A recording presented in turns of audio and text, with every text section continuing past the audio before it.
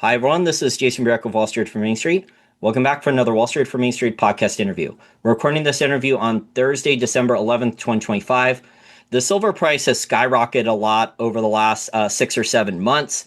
I remember speaking with my returning guest. I think I interviewed him a number of times over the years. If I remember correctly, we first started speaking when the silver was in the low 20s about 18 months ago, and no one wanted to talk about it. It was a contrarian value play. I used to get messages all the time. Why are you saying anything nice about silver? It's a dog. It's never going to go up. They're never going to allow it to go up. He was writing the Silver Stock Investor newsletter. He also put out a book on silver, one of the only books on silver. It's comprehensive, called The Great Silver Bull, I think about 2 years ago. Peter Krauth, thank you for joining me again. Jason, well, thank you for having me back. Great intro. I appreciate it. Yeah, I remember when you first came on for silver and everyone was like, why are we even talking about silver? It was like one of the sentiment levels were so bearish. And now here we are, we're over $63 an ounce for silver. It's just gone parabolic in the last 7 or 8 months. Exactly. Your point is well taken because if there's ever an indicator of, what kinds of things you should be looking at, it's those things that people are responding like that to, because that tells you that there's almost nobody left to sell. And that's when you want to be buying. I mean, it's not easy, and it doesn't mean you have to go all in, but that tends to be the best time. And the last couple of years have proven that to be the case. So it's exciting times, and it's obviously a lot less contrarian now. People are sort of falling over themselves to get in, but I think that said, we are in new territory, and I've heard from some fantastic analysts and even investors slash traders who are very well versed in this area, and they said, look, the moment you get over 50 and you can see that 50 is maintaining itself, it becomes a new floor, and I have said that several times as well, that you're in uncharted waters, uncharted territory, so you can quickly run up to 60, 70, 80. These kinds of numbers are becoming a lot more, I guess, what you would call realistic and or accessible now that we've broken through. And a lot of people are really surprised by this. I mean, I'm going to say, to be fair, myself to some extent, I am surprised too. This has run faster than my expectations were. Yeah, I would say it's a short squeeze now. That Yeah. basically there's a short squeeze with the whether it's on the COMEX, the LBMA, the Shanghai Gold Exchange for delivery of physical silver, and there's a lot of people piling onto the long side. But I wanted to bring you back on for an update on actual supply and demand, because for industrial demand for China and India for solar panels, it hasn't the demand been increasing enormously over the last couple of years for industrial demand for China and India? Is it mostly solar panels, or is there other uses? So there are other uses, and we can get into that a little bit. But yes, absolutely. I think I've said this before. Solar is the what I call the 800-pound gorilla in the silver sector. Solar is we're talking about 200 million ounces out of a 1 billion ounce market every year. So 20% of all the silver goes to that single use being solar panels. So you know. That is definitely a sector to watch.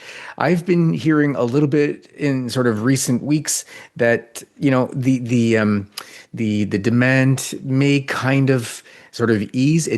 Not that it won't continue to grow, but it will potentially continue to grow at a little bit slower pace going forward. Part of that because of the silver price. The manufacturers are really being sort of aggressive on thrifting, looking for ways that they can cut silver out of the panels and keep them as efficient as they are. And some of them are looking at other metals, but realistically, I have seen nothing where other metals are real are a threat, because you've got copper, for example, but it corrodes quickly, far less efficient than silver, and it's very, very difficult to replace. That said, all of that said, the other side of that coin is that we are transitioning from the old technology called PERC. These are all acronyms. From PERC to TopCon, which takes about 50% more silver per panel. And then after TopCon, the next technology is HJT, and that takes up to 150% more silver per panel. So already we're seeing something like 60 or 70% of all of the new solar panels being manufactured using the technology TopCon. So that I believe is going to compensate for a lot of the potential thrifting. And you've got different areas of the world that are, maybe sort of easing on support. China is one of them, and that's definitely one to watch because China is very, very big, dominating solar panel manufacturing worldwide. I'm going to say to the tune of at least 80%. So definitely you want to watch what's happening in China. There's been a lot of government policy to support solar, and my understanding is that has or is close to ending. So that may sort of take the foot off the gas a little bit in terms of solar panel production in China. But then you've got other areas in the world that are very, very supportive, because this is considered a low or no carbon source of energy. Yeah, hasn't India been the leader in silver imports? I think India has been importing even more silver than China has the last 2 or 3 years. Yes, exactly. It's been off the charts. Part of it is, in fact, for solar installations. Part of it is for other industrial uses. They are big big silver consumers when it comes to jewelry and silverware. And one of the sort of emerging areas has been exchange traded funds. They've really, really taken a liking to silver ETFs. They've grown very rapidly. I don't have the numbers off the top of my head, but I know that it's been just absolute tremendous growth in terms of the silver that's gone into sponsored ETFs in India. So gold's obviously gotten very expensive. They're very, very big gold investors, and so they're naturally turning to silver because gold has seen its so much of a rise, and a single ounce, $4,200, let's say, versus $60. One's a lot more accessible than the other. And I was doing some research on some of the silver panels where people were trying to explain how the solar panel installers, manufacturers were changing how they use silver on the solar panel. So initially, I think like 4 or 5 years ago, they would take this thick silver paste, and it was made of a lot of silver, and they would spread it on one side of the panel or both sides of the panel. And then they started, because they were looking for new ways to remove the silver, but it wasn't as efficient. And then they decided that they could change the consistency of the paste and put in less silver, but they're putting it on both sides of the solar panel. Is that kind of the layman's terms for how the solar panels are changing now, that they've gone back to pasting with silver, kind of like silver mixed into this paste, both sides of the solar panel now instead of one side, but they're using less silver on each side of the panel. But overall, if they're making more solar panels, that's more total silver usage by volume? Yes, exactly. That's my understanding of it as well. And something that I wanted to touch on when you were talking about how silver is used, and the demand of it from let's say the industrial sector. Well, some really interesting numbers when it comes to electricity and solar and the demand. Now, obviously, AI has been like the thing for the last sort of year and a half, 2 years. But if you look at the picks and shovels aspect of AI and of data centers, it really is pretty interesting. I think that it's something like 80% of data centers are located in the US globally. So data center electricity demand growth over the next, I believe it's over the next 5 years, is expected to grow at 22% per year. AI, which you layer on top of the data center electricity demand, is expected to, the electricity demand growth for AI is expected to rise by 31% per year over the next 5 years. So, these tech companies that are building out these big data centers, and by the way, an AI query takes 10 times as much electricity or power as an old-fashioned Google search. So that's a lot more power required. And so obviously we know that a lot of these big tech companies are looking to be carbon neutral. They are the first reaction was we saw this with Microsoft. They went to nuclear. Now, there's a couple of reasons for it. Nuclear is baseload power. It's relatively cheap. But not everybody's Microsoft. Microsoft has billions of dollars, tens of billions, hundreds of billions they can throw at this. They were able to tap into unused excess capacity at 3 Mile Island. So they were able to go in and revive that. I believe that's something that was already sort of permitted and so on. So they were able to bring that online pretty quickly. There may have been another couple of examples of these large, mega cap tech companies that have been able to do something like that. I started saying that this is about a year and a half ago. I started saying that solar was going to be a big beneficiary because, yes, these tech companies are going to nuclear, as I say, for baseload and so on. But what happens if, once that, let's say, excess capacity is used up? Nuclear takes 15 years to permit and build. Solar takes a year and a half. So it's 1/10 the time. So, and there's been a game changer, I think, on the solar side, and that is batteries. So the latest stats that I have are that this year we're going to install batteries that will match the capacity of 2023. This is for solar specifically, will match solar power capacity to the tune of 60% of 2023 installations. So battery capacity is catching up very, very quickly to solar capacity. Battery production is falling in half over the next 5 years, the cost to produce the batteries. So the reason I call it a game changer is because batteries, if you understand, what that does for solar, is essentially make solar baseload power.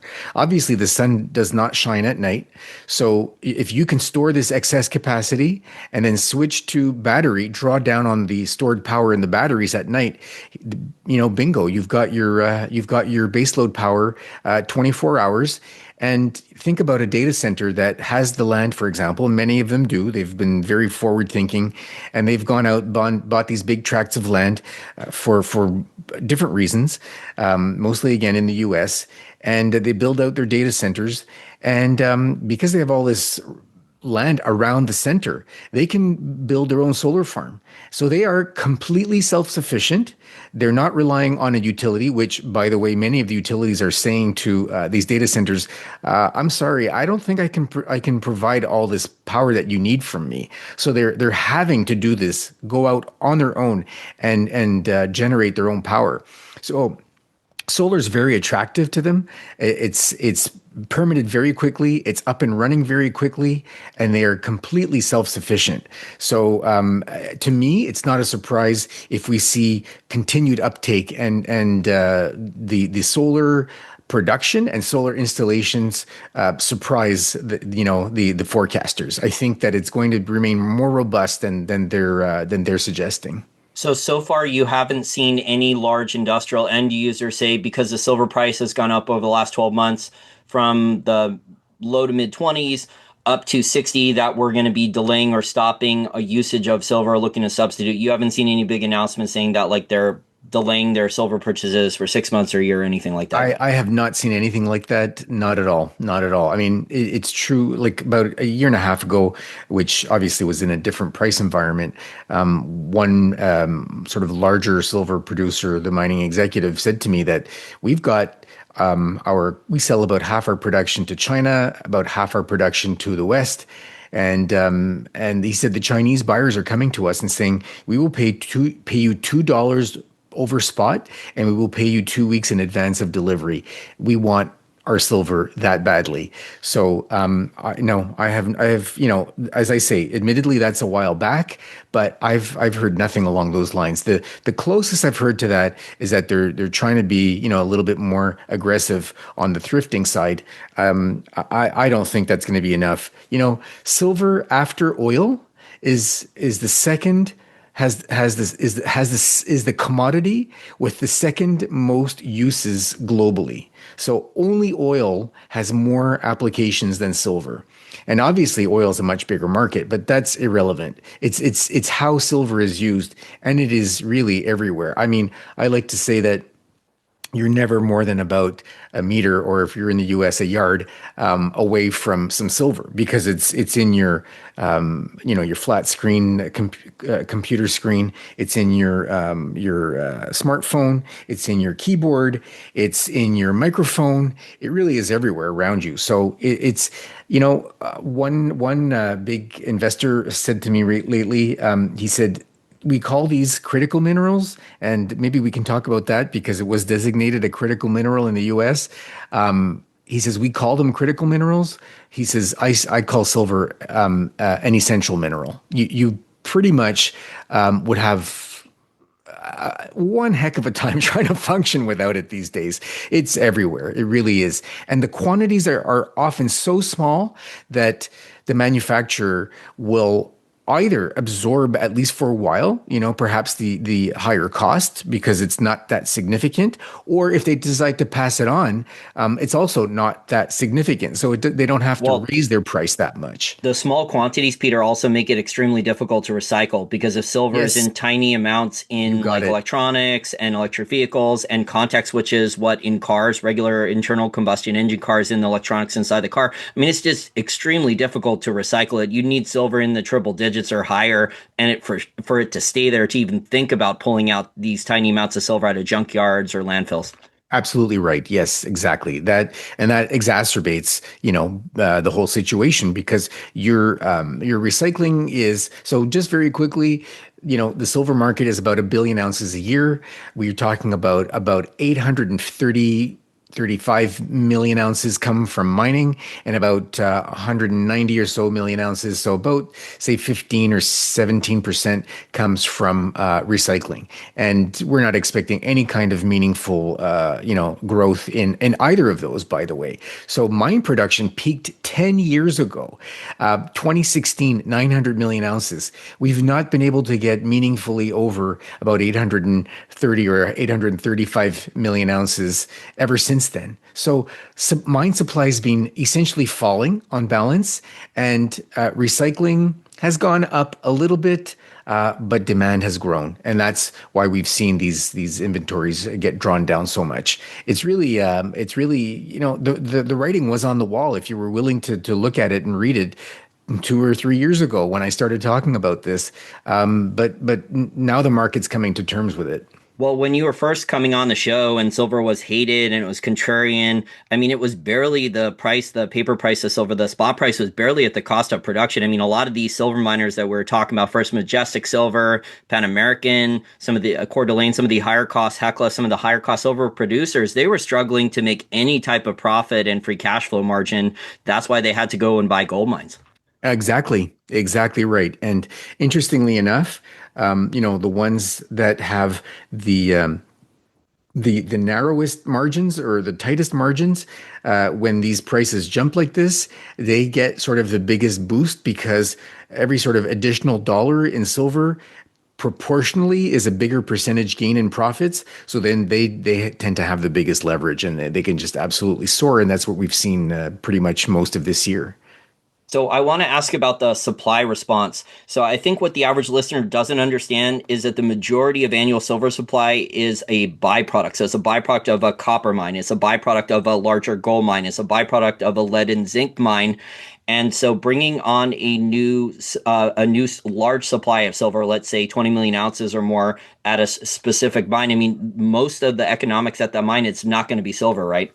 Exactly. And that's also very particular and further exacerbates the shortages. So we like to say that silver is supply inelastic to price, meaning it's you can't apply economics 101 to silver.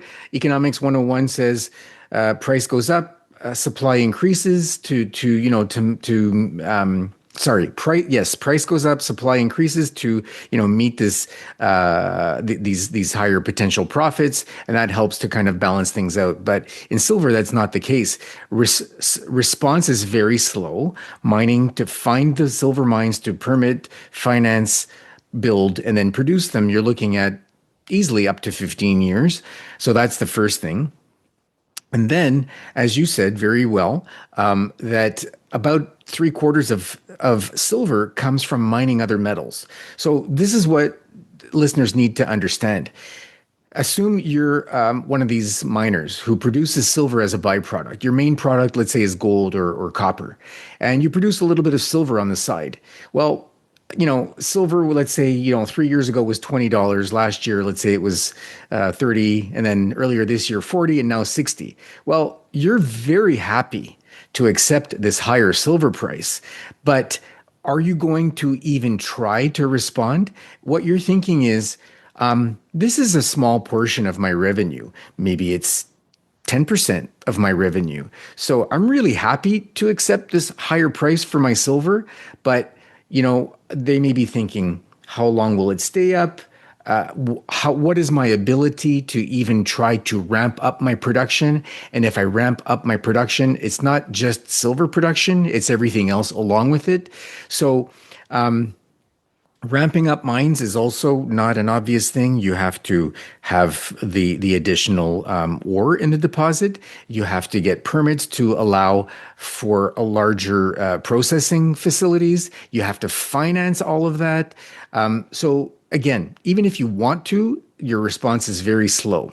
So that's why, with only about a quarter of all the silver coming from primary silver mines, the response is very slow. There's a really other interesting aspect that was actually pointed out to me by a mining executive a couple of years back. They said, consider this, the silver price goes up and stays up.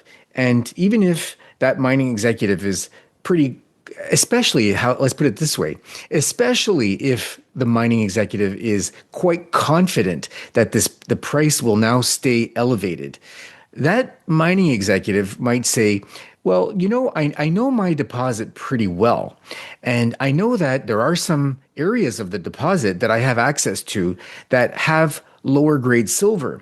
Well, maybe I'm going to try and mine those areas instead, because I can now produce perhaps less ounces of silver at a higher price, make the same profits. And I don't care. My what I care about is maintaining my profits. I'm not that motivated to try and bring necessarily more silver to market. So they may actually look at the lower grade areas of their deposit and bring or less, the junk ore that's stockpiled, right? That was like exactly. uneconomic, that was just sitting there. I mean, like it's the opposite of high grading. So like during the bear market, Yep. a lot of the miners to survive, they had to high grade. They couldn't the ore that was marginal or uneconomic, they had to just stockpile it and couldn't run it through the mill because they couldn't make money on it. So you're saying the opposite of high grading now might be happening. Exactly. They may decide to low grade their deposits and make things, it's just sort of upping the ante on making supply that much more scarce. Yeah, the other thing is a lot of these base metal miners, so some of the base metals are not doing as well as gold and silver, especially like lead and zinc and some of the other Hmm. ones that are more tied to the economy. So if you're a base metal miner and you have a bad balance sheet, the economics of your mine are not doing well, all of a sudden your silver byproduct's worth a lot more. I could see some of these base metal miners, now that the net present value of the silver byproduct is worth a lot more, I could see them wanting to cash out and sell that silver byproduct stream to Franco-Nevada or Wheaton Precious Metals. So the base metal miner, their balance sheet is in better position. Yeah, you're right. I mean, these are the kinds of things that take place. They get pretty sophisticated, and they do have to maximize the value of the assets and cash flows and ensure that their balance sheets are relatively healthy. So these are all the implications and things that they deal with. And you're right that they may look, as you say, to monetize that stream. It would make good sense, I'm sure, in a lot of cases. So you brought up a couple minutes ago that silver production peaked about 10 years ago. That was around the time that Peru was the top silver miner in the world. I think they were number one. I think they dropped down to number three. It's falling very fast. They used to have by far the most silver production. I think Mexico's number one now, but Yeah. overall their production is fairly stagnant too. Do you think we're going to see a country like Peru allow more mining, or do you think like that downtrend? I don't think it's just geology with Peru. I think there's a lot of environmental issues, permitting issues. A lot of these Latin American countries, Peter, seem to be fairly negative about permitting open pit mines that have silver byproduct. Yes, yes, I would agree. It's not something that we can count on. I will say there's a ray of hope in the sense that a couple of examples. There was an election in Bolivia not long ago. They clearly went from left to right, and the new president is not sort of completely far right. That candidate did not win, but he's sort of middle right, and he's been very, very pro business.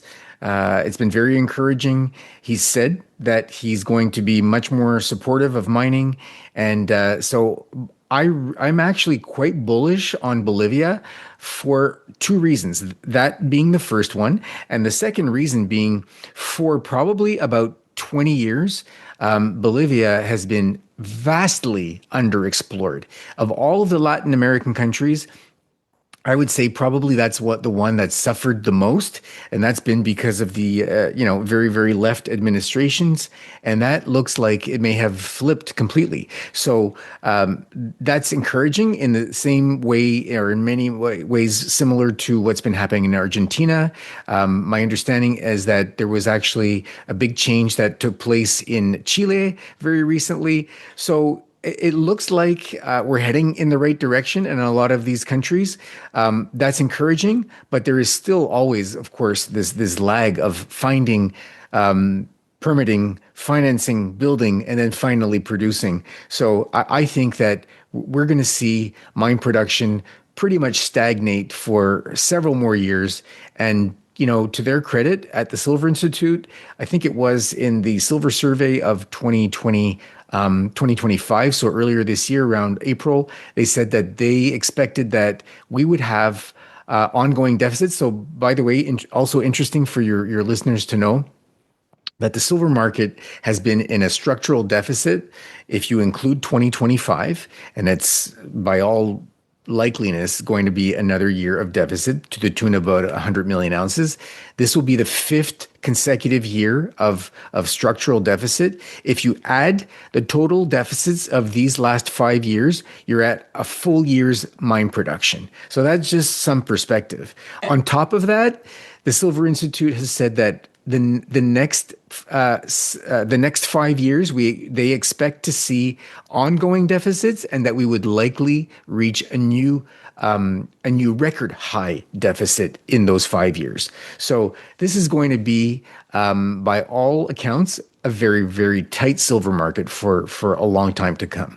And the supply response is going to be very slow for mine supply. I mean, I've heard anecdotal stories here in the United States that a lot of people in major cities and metro areas were already, when there was silver price spikes a couple of years ago, just over the last 3 to 5 years, there was a lot of people selling their silver jewelry, selling their antique silver cutlery. So they were already liquidating it when there was a price spike for necessity reasons, for economic reasons. So there was a lot of people, theorizing, Peter, that all this junk silver that's antique or older jewelry is going to flood the market, and that's going to cause a huge amount of supply to hit the market. I think a lot of it has already hit the market over the last 3 to 5 years already.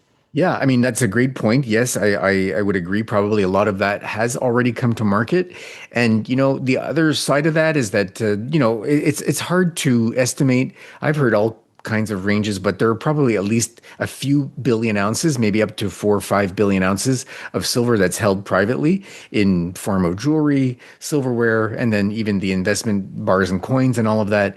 And that the argument was that this silver is available to come back to market. But, I don't think we're in the kind of regular sort of environment where silver runs up and people rush to sell it off. if for sure, if there is a, if they're facing a financial squeeze, they can and would bring that to market. But I believe a lot of that silver is held by stackers. They are looking at this and they're saying, heck no, I'm not selling my silver at $65 or $70. Um, it's going Yeah, to I have to agree. be, yeah, it's going to have And to be a I lot think higher I, before. I Yeah. think the weak hand's already liquidated because I have some Yeah. friends that were like that held silver for years and they gave up. I mean, they when silver was at like 20 for a while, they told me that they just sold everything. Yeah, yeah, for sure. And that's what I find is kind of unfortunate. That's what people do when they lack information and they're impatient, they're not maybe willing to do the research and so on. That's one of the reasons that I was compelled to write that book because I figured I would make it something that was an easy read that gave people, a good perspective on the history, the macro environment we're in, the uses of silver, and how really things have shifted, and this whole thing of so much now going to industry. Here's an interesting thought. Just maybe 5 years ago, we were looking at about 500 million ounces. So half of the silver supply went to industry. Now we're looking at 670 million ounces going to industrial uses. That leaves you, going from, say, 50% of the annual silver supply available for things other than industrial to about 33 or 35% of annual silver being available for things like jewelry, silverware, and investment.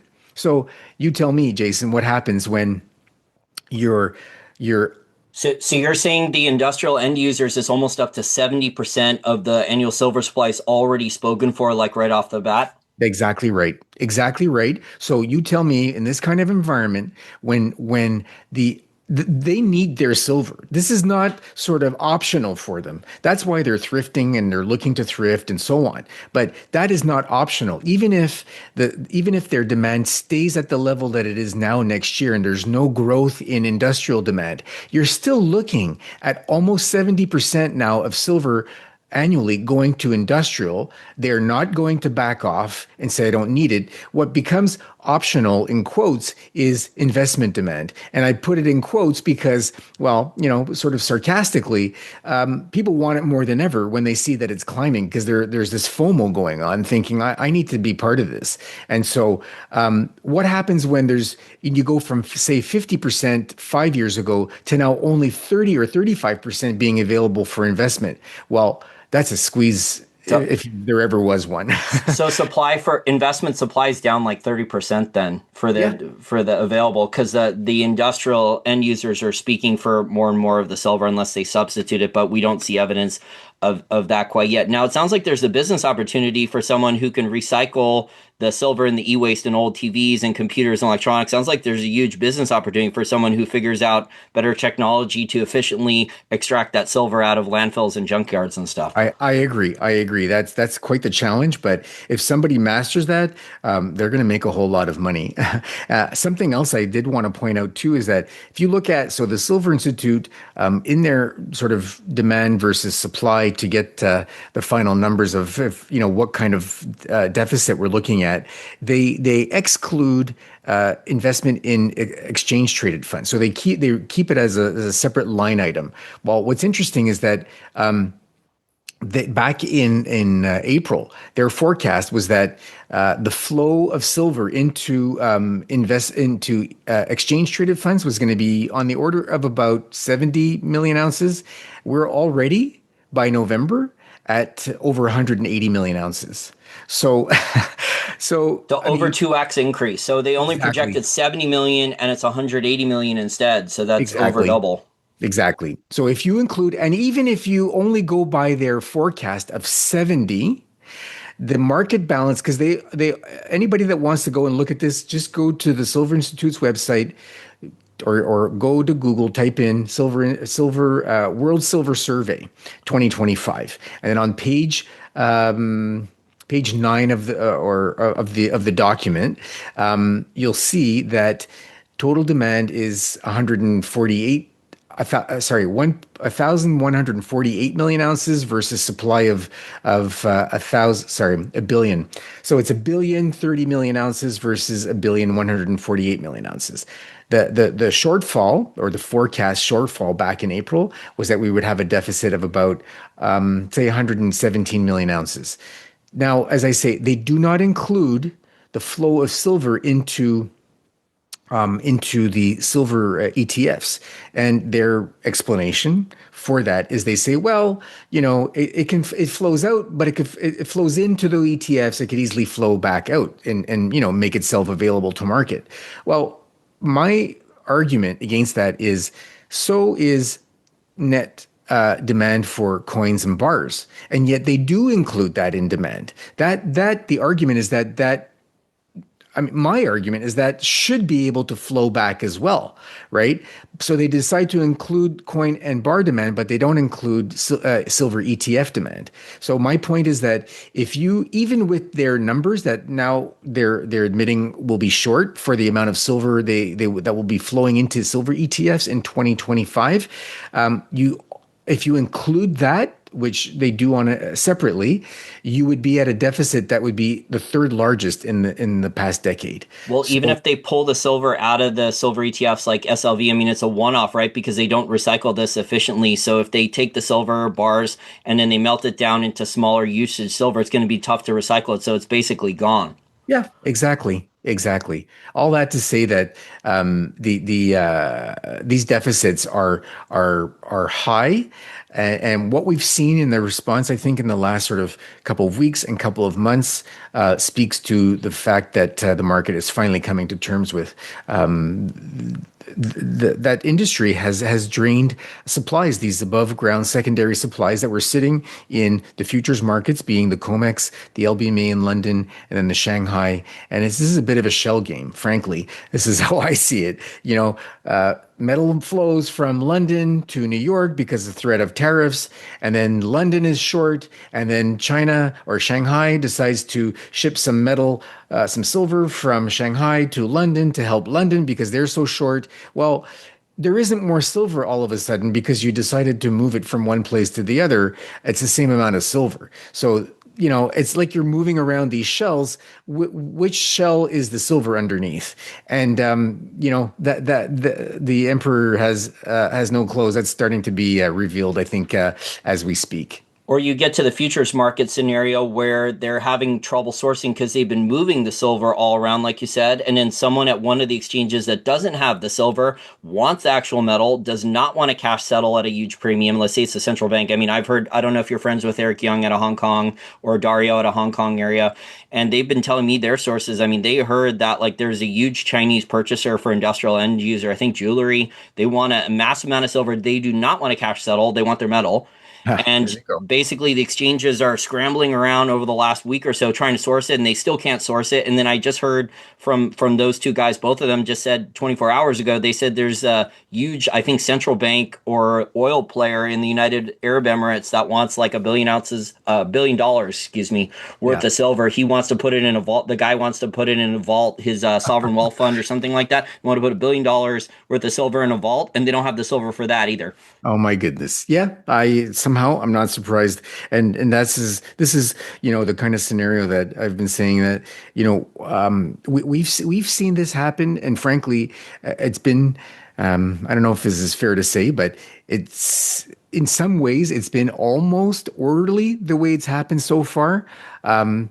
You get a big industrial, futures contract holder who stands for delivery and is told, who absolutely actually needs the metal, not the cash, and is told, "I'm sorry, we can't deliver. Force majeure here. We don't have the metal. We'll have to, pay you out in cash instead."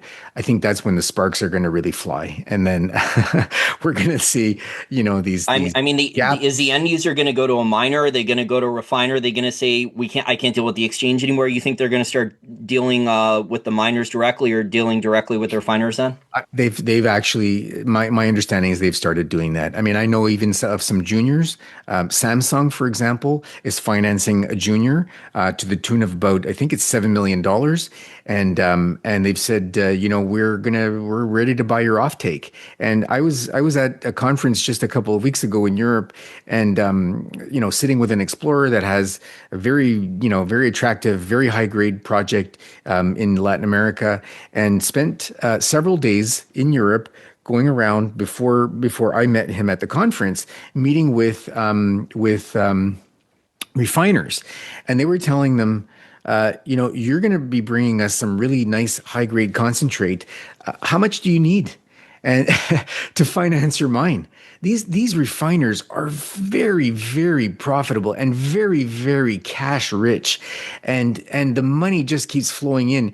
And he said to them, he said, "Well, how much do you have in mind?" And they said, "No, it doesn't matter. You tell us. You tell us how much you need. Okay, so they Don't want to worry lock about in the a supply. Oh, wow. exactly, So for our listeners out there, we would have never heard a scenario like this in the past. So now that they have free cash flow, they're looking to make sure that they get reliable supply locked up from sources, because it sounds like they don't trust COMEX, LBMA, the major exchanges yeah, anymore. yeah, yeah. That's what it's sounding like. Absolutely, But if you're a junior in Bolivia, and you just said Bolivia is opening up, I mean, there's a few juniors there. I know Coeur d'Alene had some old silver mines there with a lot of potential, but they weren't investing exploration budget into there because of the political situation. Even though there was a lot of hundreds of millions of ounces, if not more, potential right. silver at some of their old mines. I think there's a giant mountain of silver in there. I think it's called like literally Silver Mountain or something in Yeah, Bolivia. that's the old Cerro Rico that has produced over 1 billion ounces.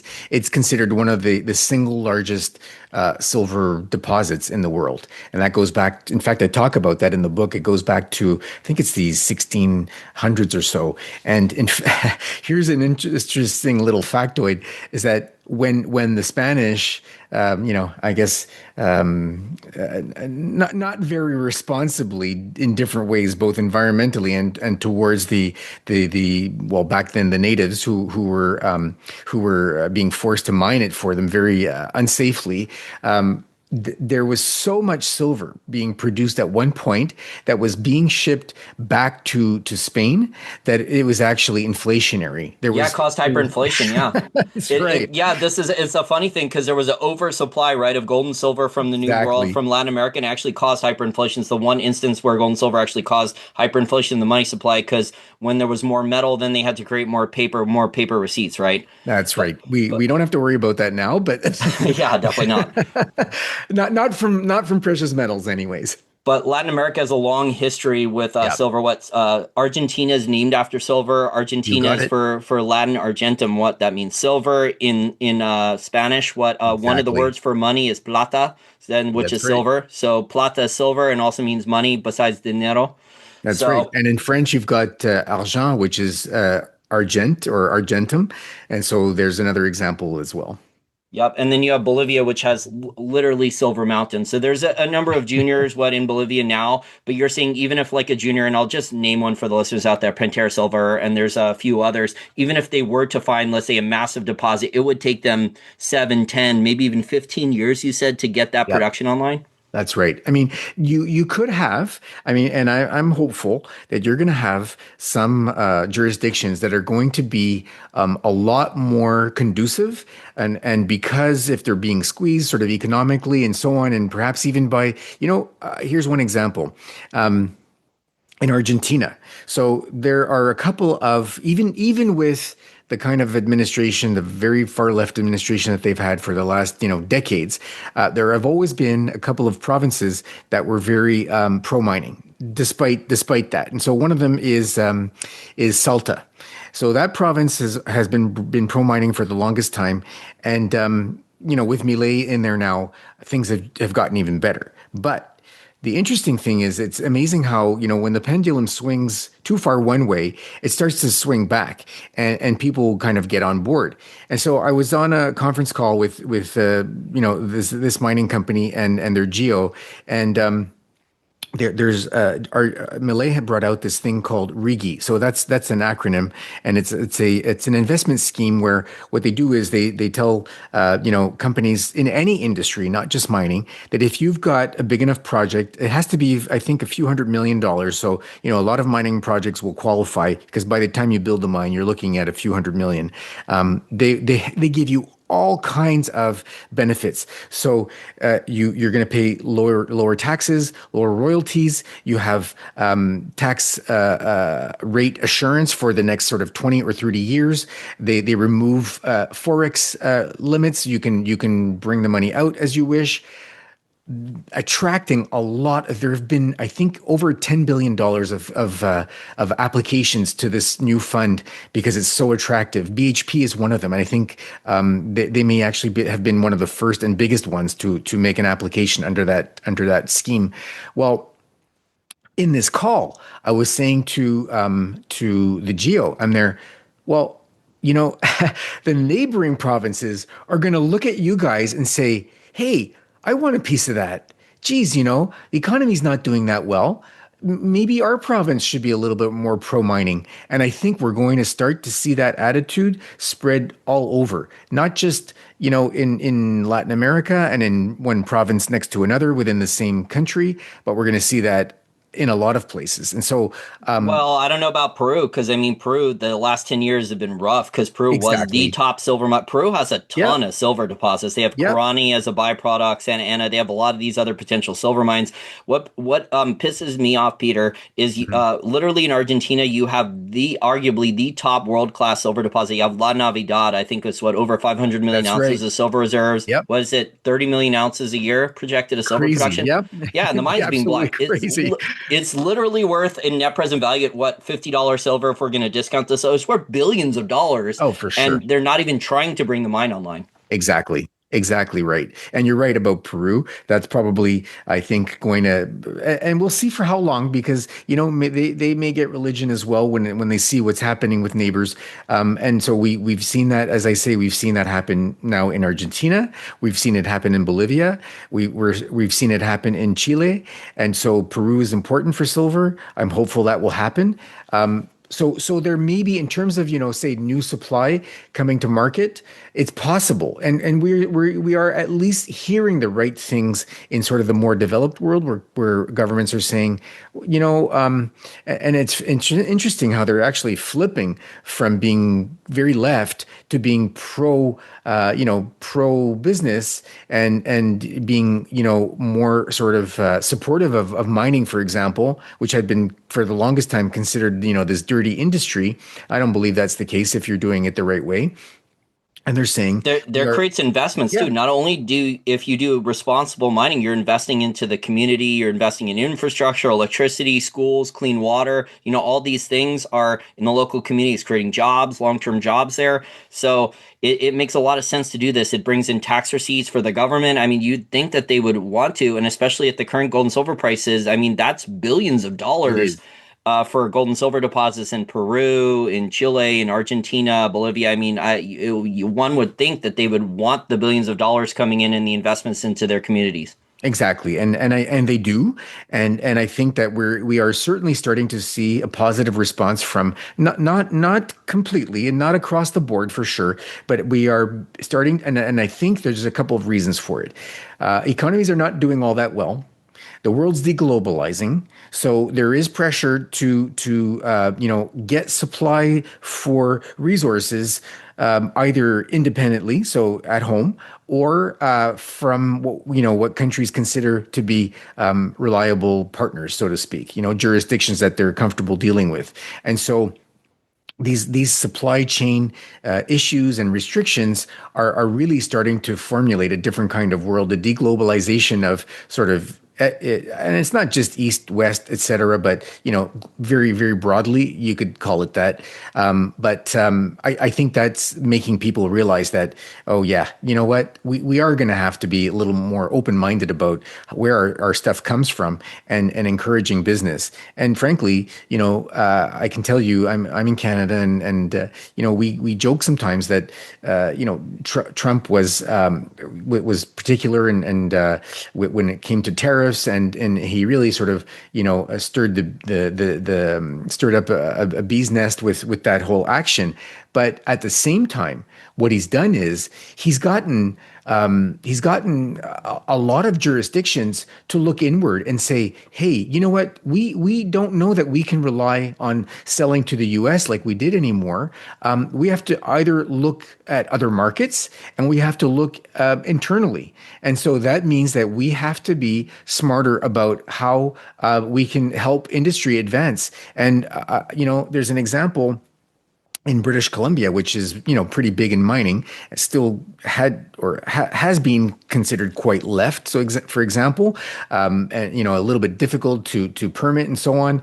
They went and fast tracked a whole bunch of projects. One of them being a large gold and silver mine that they put at the very, very top of their list when they said they gave, I think it was a list of 10 projects, and a large gold silver mine was put at the very top.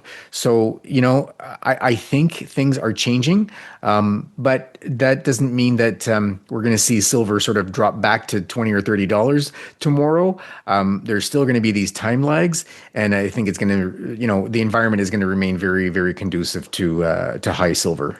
Yeah, I agree. I think the supply response could take at least 7 to 10 years. Now, there'll be some marginal silver with some of these primary silver miners. They could increase, like reinvest into an existing silver mine and maybe increase production a little bit. But all that additional silver byproduct, it's going to take many, many years. Any silver discovery that we see in Bolivia or Argentina, I think there's a Vascuña one, that's on the Argentina-Chile border. That's a humongous amount of silver byproduct from Lundin Mining and BHP. I mean, that could take years for that to come online, to ramp up to production. That's a massive copper mine. Exactly right. It's going to be a very, very conducive environment as we go forward. Well, it's also very frustrating too that you have two world-class silver mines. What you have the Escobal mine that Pan American Silver owns in Guatemala. That's a delay that may get restarted, but that should have been back online. And then La Navidad, which has been that was supposed to come online like 2010 or 11. So that thing's been delayed for about 15 years now. Those are both very much, I would say, trophy assets. And if we can get those things to turn around, I mean, that's going to be it's going to be a massive shot in the arm for Pan American Silver, given, what even just one of those two, eventually opening up and coming online. And I think they're smart. They've been patient. The carrying costs are probably pretty minimal. And they're in the great environment. They're producing a ton of cash. They're being patient with these assets. I think that it'll pay off for them over time. Yeah, and they just bought Mag Silver too, Juancipio. So that's another long-term asset that they share with Fresnillo. So, I mean, they're diversifying. I think for many years, 7 years, 8 years, they had bought a lot of gold mines and diversified a lot of their revenues away from silver. But now Pan American Silver is starting to invest back into silver again. Exactly right. Yeah, it's very encouraging to see. Well, I highly recommend Peter for his knowledge and expertise on silver. He covers exclusively the silver companies. He knows an enormous amount about the silver market. If my listeners want to check out your work, how do they do so? So they can go to silverstockinvestor.com. That will describe my newsletter. It will link you back to our portal site, which is thegooldadvisor.com. So I'm partnered with a guy by the name Jeff Clark. He covers mostly gold, as well as copper and uranium, a little bit of silver, and then I cover exclusively silver. So we both have newsletters that cover this industry, and that's a great way to look at more of what we do. I am active on X. I'm active on LinkedIn, and if somebody wants what I think is a reasonably good introduction to the whole silver market, silver space, and how to get started and involved in investing in silver, my book, The Great Silver Bull, I think is a good introduction and a reference guide for that. And your book is available on audiobook too on Audible, right? That's right. It's available in print from Amazon, audio from Amazon, and in Kindle as well.